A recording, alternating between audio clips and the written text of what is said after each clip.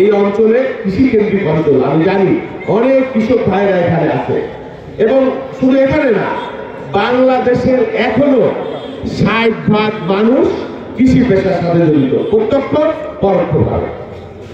বলা হয় যে কৃষকের সন্তান আমরা, কৃষক দল করি, জীবন দিয়ে ঘাম দিয়ে বাংলাদেশ গড়ি। আর যারা যোগায় মোদের অন্ন, আমরা লড়ি তাদের জন্য। এই যে কথা, এর মাঝে যা আছে তাৎপর্য আছে। বাংলাদেশের অর্থনীতি, যে অর্থনীতি দিয়ে এই যে হাসিনা এবং তার সাঙ্গ পাঙ্গ, এখন তো আরো বড় বড় চোখ, মানে পিলে চমকানো খবর পাচ্ছি, এক একজনের সম্পদের পরিমাণ বিদেশে, আমেরিকায়, কানাডায়, দুবাই, তারপরে মালয়েশিয়া, সিঙ্গাপুর, মানে মিলিয়ন মিলিয়ন টাকা, কারো 300, 400, 500 বাড়ি এক একজনের।